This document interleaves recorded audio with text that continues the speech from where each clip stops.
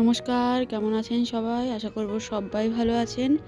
আমার চ্যানেলে আপনাদের সকলকে জানাই অনেক স্বাগত আর অনেক ভালোবাসা। তো আজ আমি বানাবো রুই মাছ, রুই মাছের ঝোল বানাবো। তো সেটাই আপনাদের সাথে শেয়ার করতে এসেছি। প্রথমে আমি দেখুন কী নিয়ে নিয়েছি। এখানে আমি নিয়েছি 600 গ্রামের মতো মাছ আছে আমার এখানে। আর নিয়েছি পেঁয়াজ কুচানো, টমেটো কুচানো, আদা রসুন বাটা। এখানে যেহেতু আমার কাঁচা রসুন বাড়িতে ছিল না, তো এখানে আমি রসুনের যে ডাস্ট হয়, রসুনের গুঁড়োটা, শুকনো গুঁড়োটা, সেটাই ভিজিয়ে রেখেছিলাম। আর আদাটা গ্রেট করে নিয়েছি, ধনেপাতা নিয়েছি। তাছাড়াও তো সমস্ত মশলা আছেই, সবটাই আপনাদেরকে দেখালাম। প্রথমে আমি গ্যাসটা জ্বালিয়ে কড়াইটা বসিয়ে এখানে দিয়ে দিয়েছি সর্ষের তেল। সর্ষের তেল গরম হয়ে এসছে। এখন আমি মাছের মধ্যে নুন হলুদটা ভালোভাবে মাখিয়ে নেব। আর তারপর এক এক করে মাছগুলো একদম খড়া করে ভেজে নেব।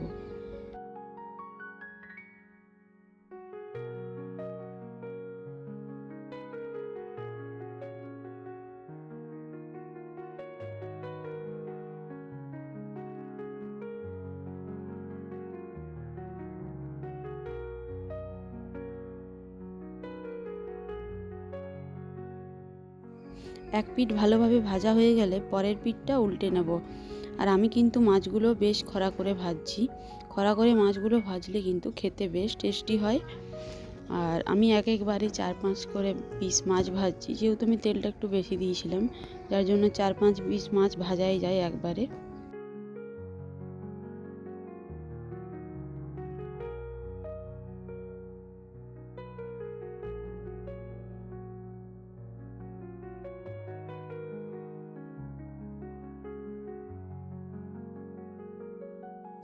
তো এরকমভাবে আরেকবার আমি মাছগুলো ভেজে নিলাম।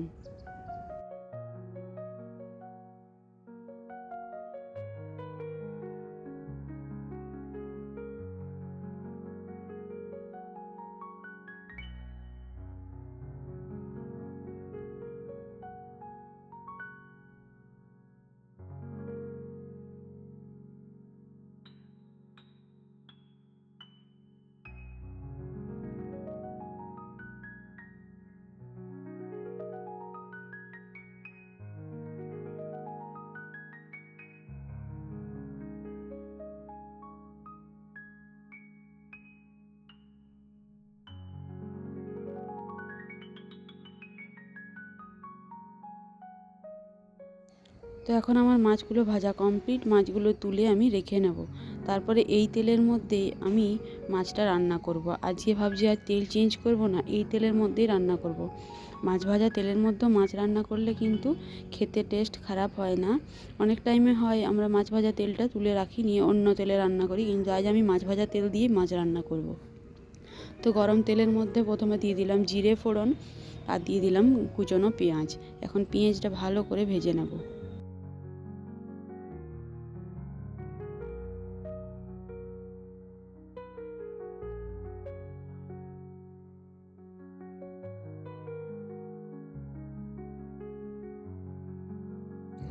তো এখানে পেঁয়াজটা ভাজতে ভাজতে আমি একটুখানি লবণ দিয়ে দিলাম, যাতে পেঁয়াজটা একটু আর কি গলে যায়। তো পেঁয়াজটা লাল লাল করে ভাজার পর এবার আমি এক এক করে সমস্ত মশলাগুলো দিয়ে নেব।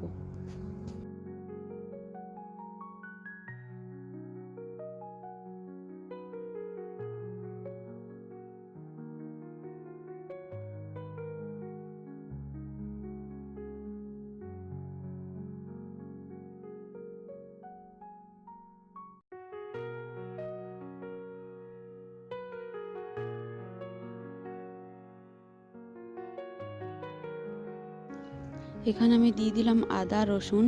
বললাম তো আগেই যে আমার কাছে কাঁচা রসুন ছিল না, যার জন্য রসুনের যে গুঁড়োটা ছিল সেটাই জল দিয়ে ভিজিয়ে রেখেছিলাম। আর আদাটা গ্রেট করে নিয়েছি, আদা রসুনের গোলাটা দিয়ে দিলাম। আর দিয়ে দিলাম 2টো কাঁচা লঙ্কা চিড়ে দিয়েছি, লঙ্কাগুলো কিন্তু আমি বাটিনি। আপনারা চাইলে লঙ্কাগুলো বেটেও দিতে পারেন, এতেও কিন্তু খেতে খুব সুন্দর টেস্ট হয়। তারপর আমি 2 চামচ দিয়ে দিলাম জিরে গুঁড়ো, 2 চামচ ধনে গুঁড়ো, আর দিয়েছি এখানে হলুদ 2 চামচের মতো। আপনারা যে যেমন আন্দাজ মতো জিনিস থাকবে সেই আন্দাজে কিন্তু সমস্ত কিছু দেবেন। এখন মশলাটা ভালো করে আবারও কষিয়ে ভেজে নেব। যখন মশলা থেকে তেল ছেড়ে আসবে তখন আমি এর মধ্যে জল দেব, তার আগেও দেব টমেটো কুচি।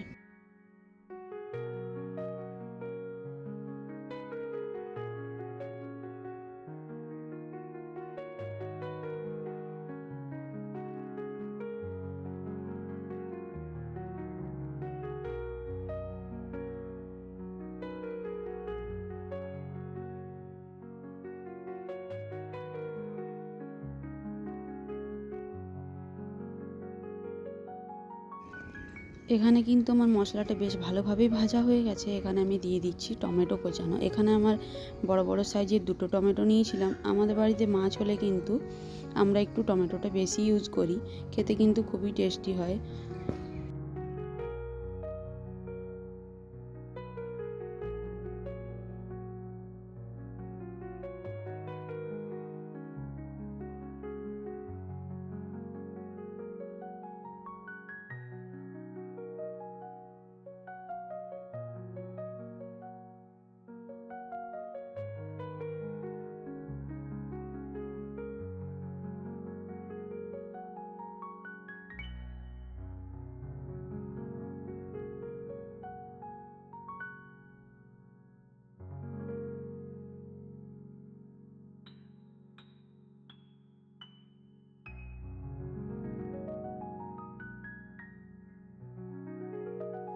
তো এখানে মশলা ভাজা কমপ্লিট হয়ে গেছে, আর তারপর আমি একটুখানি ধনেপাতা দিয়েছিলাম ভাজতে ভাজতে, আর দিয়েছি জল দিয়ে এখন ঝোলটা বেশ ফুটে এসেছে।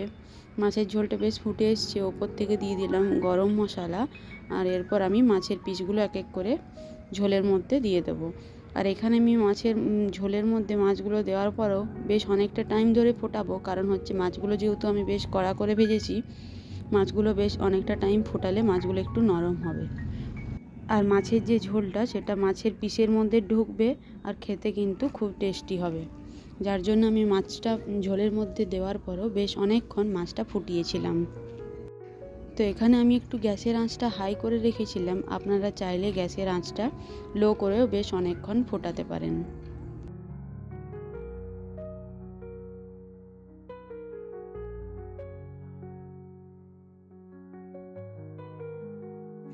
তারপরে এখানে মাছের ঝোল আমার ফুটে এসেছে।